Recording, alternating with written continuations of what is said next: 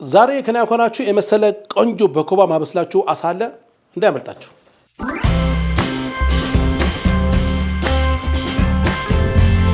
እንደናችሁ እንደምሰነበታችሁ ሼፍ ዮናስ ነኝ። ዛሬም እንደተለመደው አንድ ምግብ ሰራ ይቆታ የዛሬ ምግባችን ደግሞ በኮባ ማዘጋጅላችሁ በኮባ የሚበስል የአሳ አሰራር ነው። በተለይ እንደዚህ ጥብስ አሳ ለማትፈልጉ ለጤናችሁ በጣም ተሶሶች ከሆናችሁ በዚህ መልክ ሰርታችሁ አሳን ተመገቡ። በጣም ቆንጆ ሆነ የምግብ አሰራር ነው። በኮባ ይጠቀላል።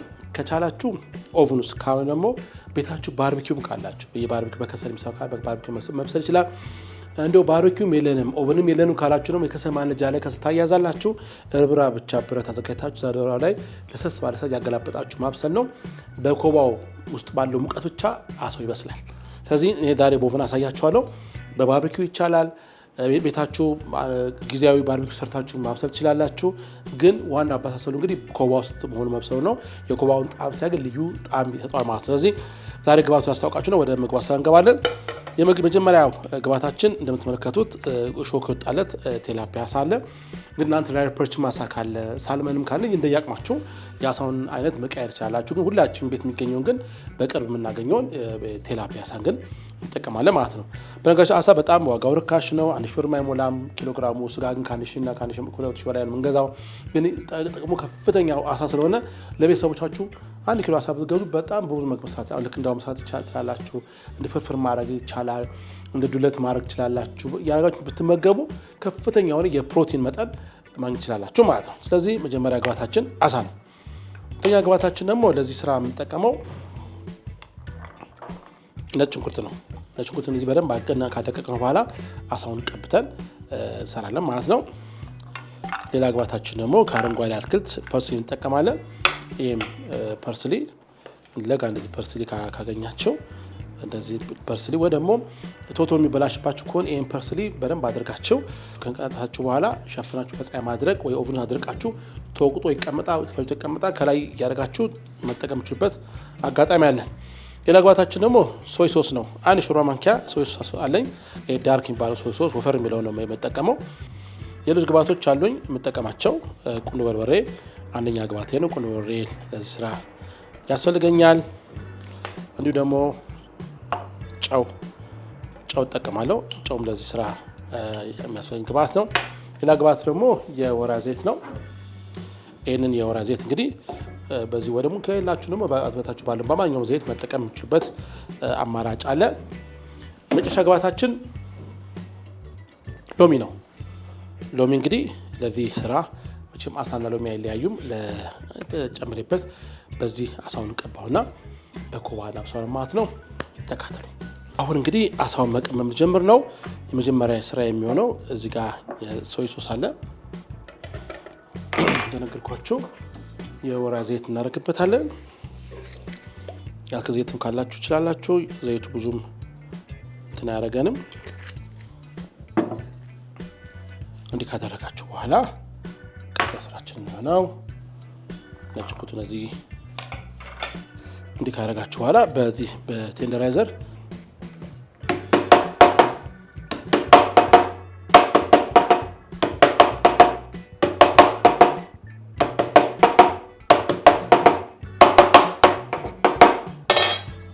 ካደረግን በኋላ ችኛዋን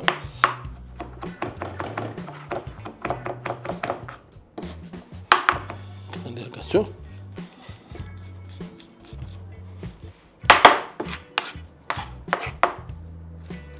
ላምላም ስታደርጉ ይልማል። ደስ ያደርጋችሁት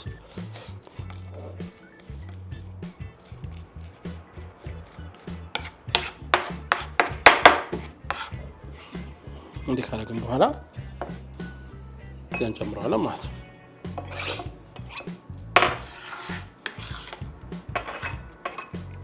ቀጣይ ስራችን የሚሆነው ፐርስሊያችንን እንዲህ አድርገን ቅጠሏን ብቻ እንዲህ በማድረግ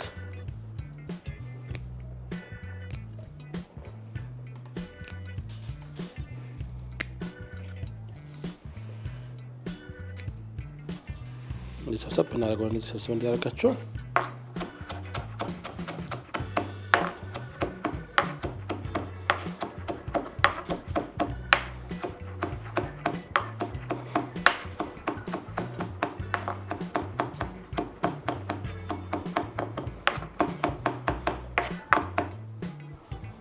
እንዲህ ካደረግን በኋላ የምትማሰው እዚህ ጋር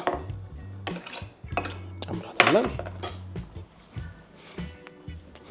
አካባቢያችን እንደዚህ እናጸዳዳለን። ከጸዳችሁ በኋላ ቀጣይ ስራችን የሚሆነው ቅመማ ቅመሞችን መጨመር ነው። እንደዚህ ዋህዳለኛው ቁንዶ በርበሬ ግማሽ 1/4 ሻይ ማንኪያ ቁንዶ በርበሬ፣ ጨው፣ ሶስ ስላለ እንዳታበዙ ትንሽ ጨው ለጣዕም ያክል እናደርጋለን። ሎሚ እንጨምራለን።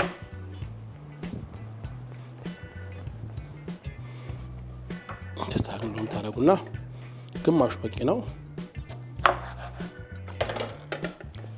እንዲህ ካደረግን በኋላ ፍሬውን እንደዚህ አወጣችሁ ውሃ ስላለው ግማሹ በቂ ይበቃቸዋል።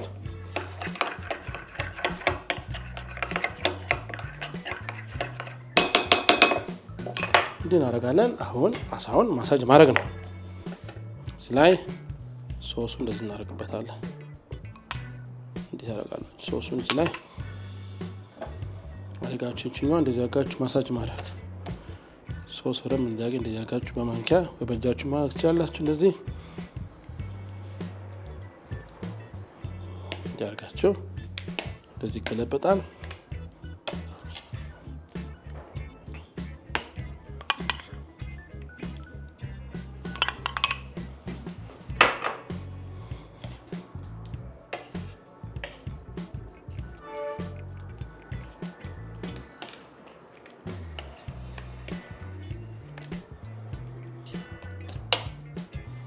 እንደዚህ እናደርግና ካረግን በኋላ አሁን እዚህ አካባቢ እቃዎቻችን ሰብሰብ እናደርጋለን።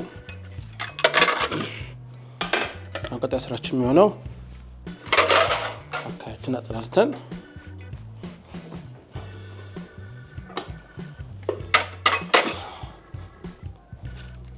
ኮባ እንደዚህ እናዘጋጃለን። እሺ እንደዚህ ኮባ ካነጠፍን በኋላ እያንዳንዱ ለብቻ በኮባ እንደዚህ ታደርጉታላችሁ። ኮባ ላይ ትንሽዬ የወይራ ዘይት ሳታበዙ እንደዚች ትንሽ ዘይት ሳናበዛ እንደዚህ እናደርግበታለን።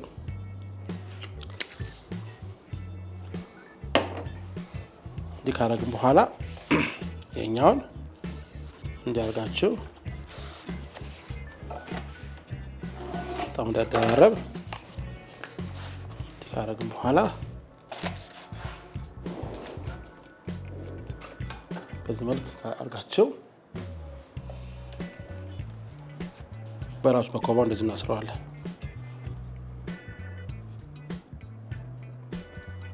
ካረጋችሁ በኋላ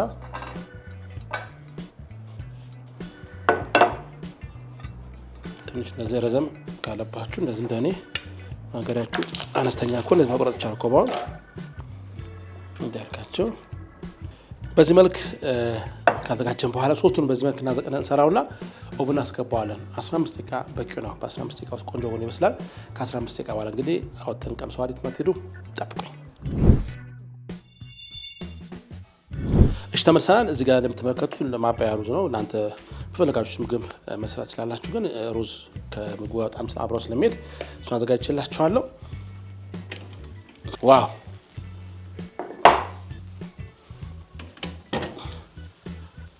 ታያላችሁ። በጣም ቆንጆ ነው። በስሏል። እንደምትመለከቱት ቆንጆ ነው። ሶሱ እንዳለ ከውስጡ እንዳለ ነው። ኮባው ላይ ጥሩ ነው በስሏል። አሁን ደግሞ አውጥቼ ደግሞ ሩዝ ላይ አድርጌ ደግሞ ተመገባላችሁ። ተካተሉ።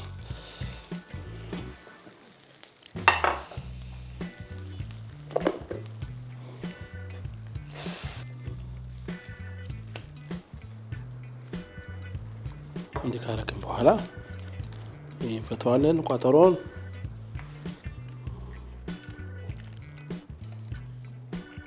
ታያላችሁ እንዴት ነው የሚያምር። ዋው! እንዲህ ካረግን በኋላ እኛውን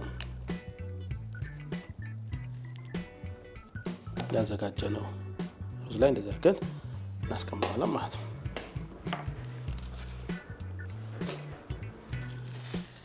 እንዲህ እናደርጋለን። እንፈታለን። ያርጋችሁ ትንሽ የማቃጠል ነገር ጥንቃቄ ያርጋችሁ ትፈቱ። ዋው ስለዚህ ጥንቃቄ እንዳይፈርስባችሁ በጥንቃቄ ነው እዚህ ጋር እናደርገው ማለት ነው።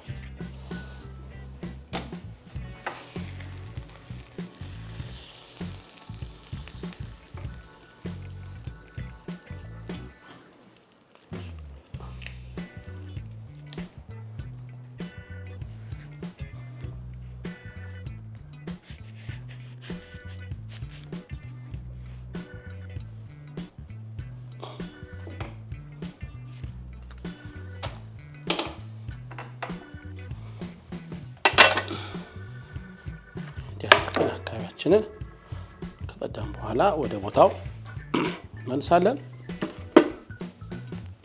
በጣም ቆንጆ የሆነ ጤናማ የሆነ የምግብ አሰራር ነው። እዚህ ጋርም ሎሚ እንደዚህ እናስቀምጥና እንመገባለን ማለት ነው።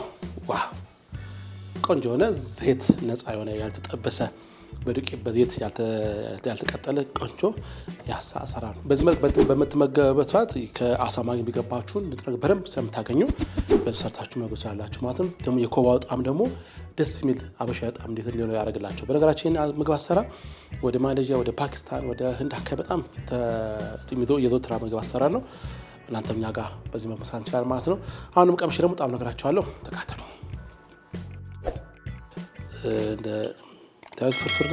ፍርፍር ያለ ነው ታላችሁ። ፍርፍር ያለ አሳ ነው።